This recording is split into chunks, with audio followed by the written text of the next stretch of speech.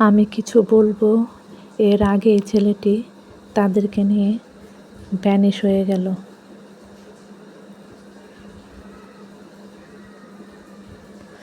আমিও এরই মধ্যে বেহুশ হয়ে পড়ে গেলাম। সকালবেলা চোখ খুললে আমি দেখি কাকা কাকি, কবিরাজ এবং অন্যান্য আরও প্রতিবেশী দাঁড়িয়ে আছে আমার পাশে। কবিরাজ জিজ্ঞেস করা শুরু করলো, কি হয়েছিল তোমার সাথে, বলো আমাকে। আমি তখন বললাম, কালকে আবার ওই মেয়েটি আসছিল, এক বিরাট ভয়ানক রূপ নিয়ে। তখন আমার খাটের পাশে একটি কবর উঠে আসলো, সেখান থেকে একটি লাশ বের হয়ে আসলো, আর লাশটি কারো না, বরঞ্চ আমার ছিল।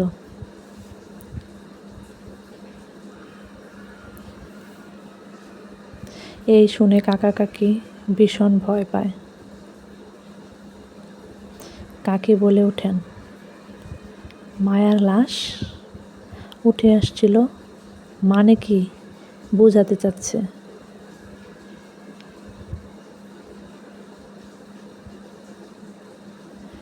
এর মানে এটাই, সে মায়াকে তাদের সাথে জিন দেশে নিয়ে যেতে চাচ্ছে। এর থেকে কি বাঁচার আর কোনো উপায় নেই? হ্যাঁ আছে। আপনারা একটু বাইরে বের হন, আমি মায়ার সাথে কথা বলতে চাই।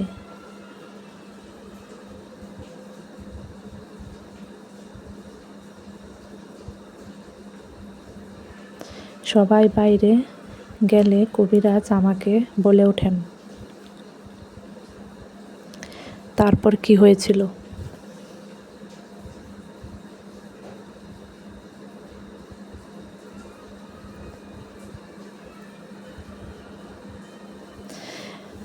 এরপর লাশটি হঠাৎ থেমে গেল এবং মেয়েটি তাকে নিয়ে উধাও হয়ে গেল।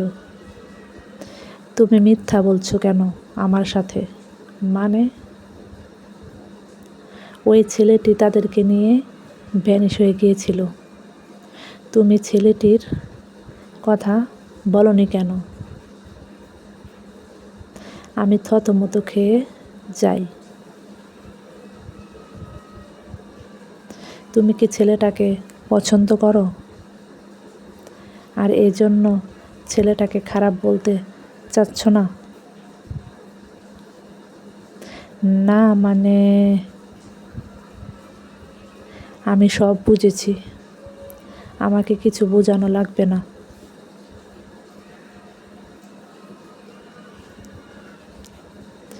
কিন্তু ছেলেটাকে, আর তার মধ্যে এরকম শক্তি কিভাবে আসলো?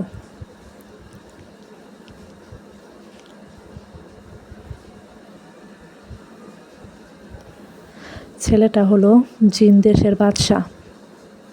কি? তার মানে ছেলেটাই আমাকে আঁচল করেছে? না। তোমার একটা জিনিস মনে আছে? কি হুজুর? যেদিন প্রথম ছেলেটার সাথে দেখা করেছিলে, ওই দিন তোমার কাছে একটি কালো বিড়াল আসছিল। হ্যাঁ, মনে পড়েছে।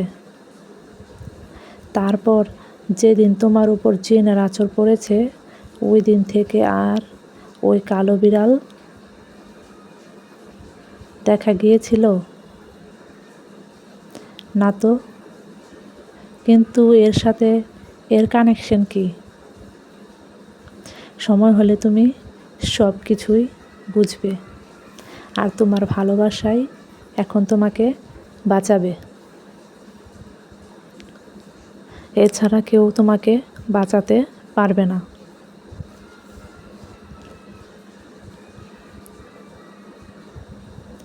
এই বলে কবিরাজ সেখান থেকে চলে গেলেন।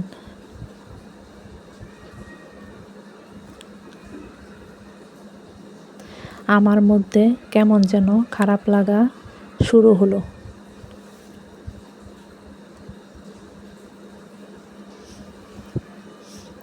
শরীরটা কেমন যেন দুর্বল দুর্বল লাগছিল। আমি এর জন্য ওয়াশরুমে হাত মুখ ধুতে যাই। এসে দেখি আমার খাটে সরফরাজ বসা। আমি দেখে প্রথমত অনেক ভয় পাই। দেখেন, প্লিজ আমার কোনো ক্ষতি করবেন না, আমাকে ছেড়ে চলে যান।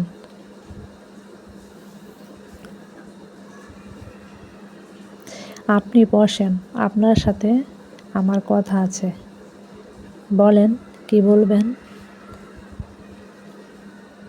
আচ্ছা, আপনি কি আমাকে ভালোবাসেন? হঠাৎ এই প্রশ্ন কেন?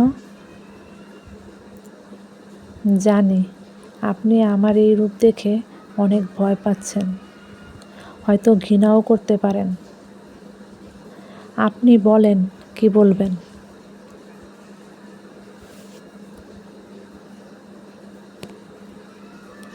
আমি জিন দেশের বাদশাহ সরফরাজ। আমাকে যে মেয়েটি এতদিন ভর করেছে, আপনাকে যে মেয়েটি এতদিন ভর করেছে, তার নাম আলজা। সে আমাকে পছন্দ করে, কিন্তু তার মধ্যে অনেক হিংসা। আর এর থেকে বড় কথা, সে ভালো কাজের থেকে পাপ কাজ করে বেশি।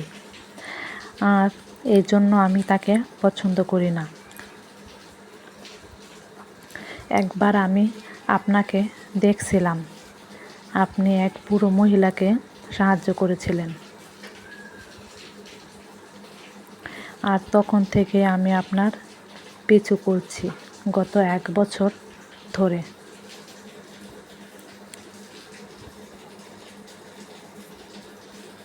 কারণ আপনি অনেক নেক দিল ইনসান।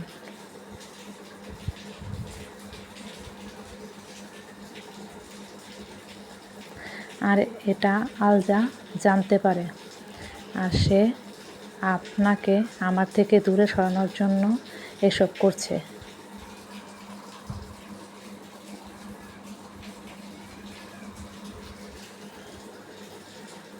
আপনার মনে আছে যখন প্রথম আমার সাথে দেখা করেছিলেন, এক ছিনতাইকারী আপনাকে তাড়া করছিল।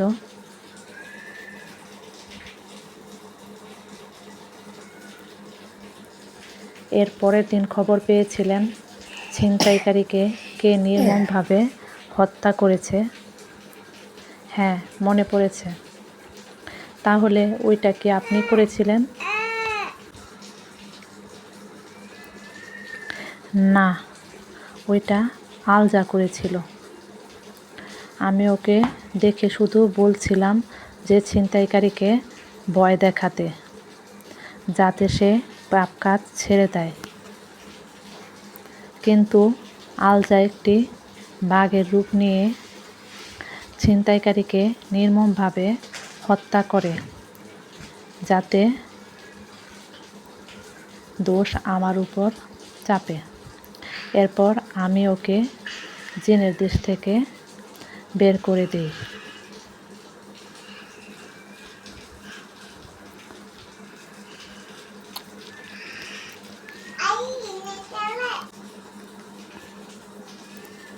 কিন্তু হয়তো এখন তাকে আমাদের দেশে নিয়ে শাস্তি দিতে হবে। ও আচ্ছা, আপনার মনে আছে আপনাকে আমি একটি রুমাল দিয়েছিলাম, আপনি তো আমাকে ফেরত দিয়ে দিলেন। হ্যাঁ, মনে আছে। রুমালটা একটু খুলেন, পুরাটা। আমি পুরাটা খুলতে গিয়ে দেখি এক পাশে একটি ভাঁজ রয়েছে। সেই ভাঁজের মধ্যে আল্লাহর 99টি নাম এবং উপরে জাজাকাল্লাহ লেখা ছিল। এই রুমালটা যতদিন আপনার কাছে ছিল কোনো খারাপ শক্তি আপনাকে স্পর্শ করতে পারেনি। যখনই আপনি আমাকে রুমালটা দিয়েছেন তখনই আলজা একটি সুযোগ পেয়েছিল আপনার ক্ষতি করার।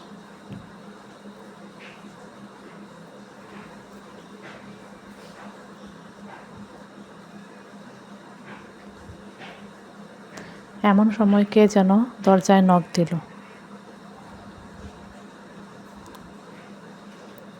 আমি জিজ্ঞেস করলাম, কে? দরজার পিছন থেকে কাকির আওয়াজ শোনা গেল। আমি কাকিকে বললাম, এখন ব্যস্ত আছি, পরে কথা হবে।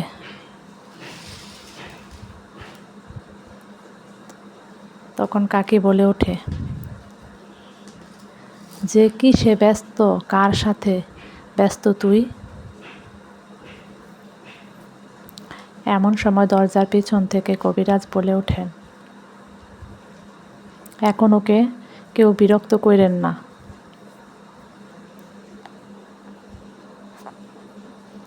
সে এখন তার জীবনের অনেক বড় অধ্যায়ের সম্মুখীন হচ্ছে।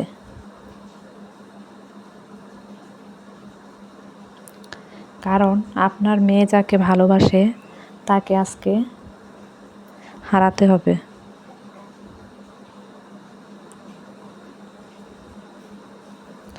এর মধ্যে সরফরাজ আবার বলে ওঠে, এখন বলেন, আপনি কি আমাকে ভালোবাসেন?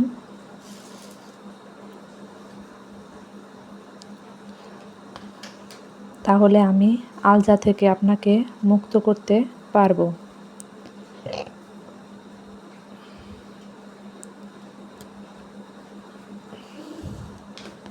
কারণ হিংসায় হিংসা কাটে, আর ঘৃণায় ঘৃণাকে কাটে।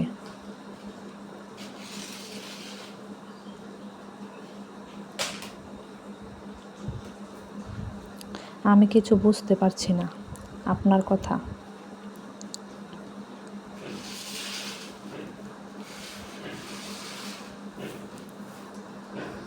আপনি আমাকে বিয়ে করবেন?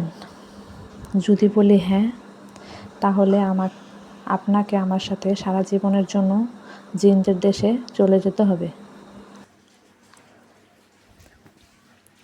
আপনি আমাকে বিয়ে করবেন?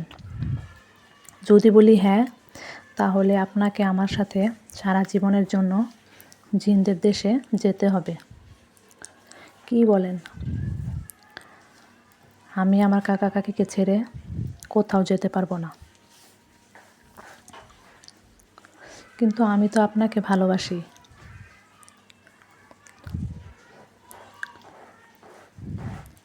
আর ভালোবাসা তো আর জোর করে পাওয়া যায় না।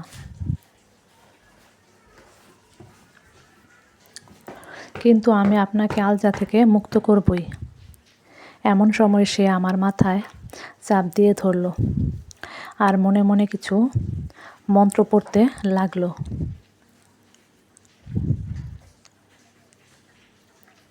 এরই মধ্যে সরফরাজ গায়েব হয়ে গেল আর আমিও চিৎকার দিয়ে উঠি।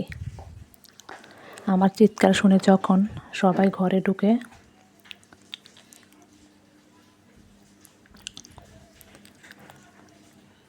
দেখে আমার চোখে সামনের দিকে চলে আসছে আর আমি কি রকম ভয়ানক আওয়াজ শুরু করলাম।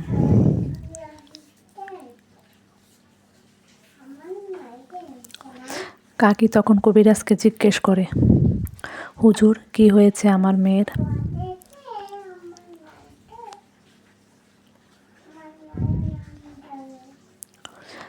আপনার মেয়ের ওপর এখন 2টো জিনের আসর পড়েছে। কি বলছেন এসব? এই বলে কাকি আমার সামনে আসার চেষ্টা করলো।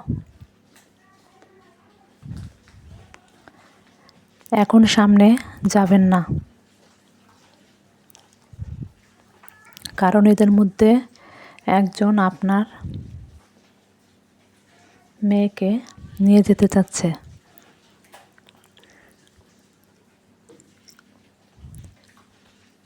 তাহলে আরেকজন কে হুজুর?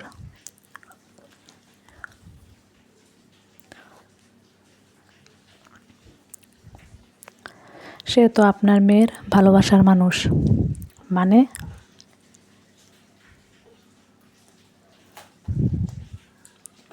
এমন সময় আমি বেহুশ হয়ে পড়ে যাই, আর তার সাথে হুজুর বলে ওঠেন, এখন আপনার মেয়ে বিপদমুক্ত।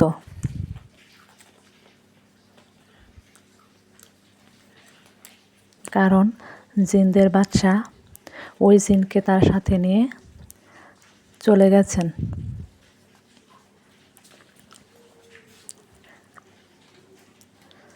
কিছুক্ষণ পরেই আমার হুঁশ ফিরে আসে। আমি চারপাশে সারফারাজকে খোঁজা শুরু করি,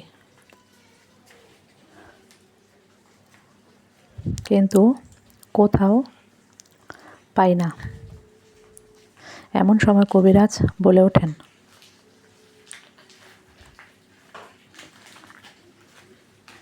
তুমি যাকে খুঁজছ সে চলে গেছে আলজাকে নিয়ে। তোমার স্মৃতি হিসাবে তোমার একটি ওড়না নিয়ে চলে গেছে। হয়তো দেখো। আমি খেয়াল করে দেখলাম, আসলে আমার লাল ওড়নাটা নিয়ে চলে গেছে সে। আমি তখন কবিরাজকে জিজ্ঞেস করলাম, হুজুর, সে কি আর কখনো ফিরে আসবে না?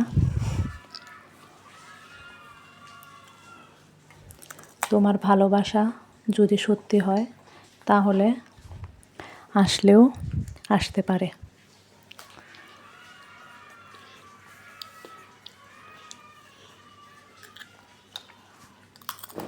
আশেপাশে যারা প্রতিবেশী ছিল তারা সবাই বলা শুরু করলো, ইস, যদি আমাদের এইরকম একটা জিনের বাচ্চা ভালোবাসতো।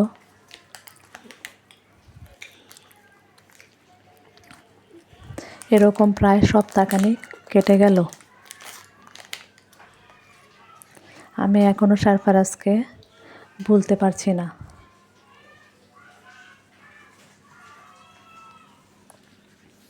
আমি জানলা দিয়ে তাকিয়ে রইলাম।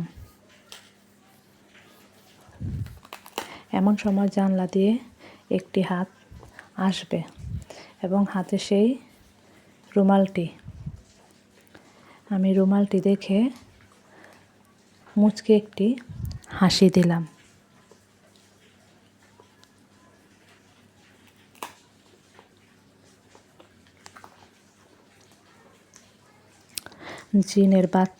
জিনের আছর গল্পের সিজন 1-এর এটাই ছিল লাস্ট এপিসোড। আপনারা যদি জিনের আছর 2 পেতে চান তাহলে কমেন্ট করে জানাবেন। জিনের আছর 2 গল্প নিয়ে আসবো আপনাদের জন্য। সবাই ভালো থাকবেন, সুস্থ থাকবেন। আল্লাহ হাফেজ। Thanks for watching. Please subscribe my channel. একটি লাইক এবং একটি শেয়ার দিয়ে আমার পাশে থাকবেন। ধন্যবাদ সবাইকে।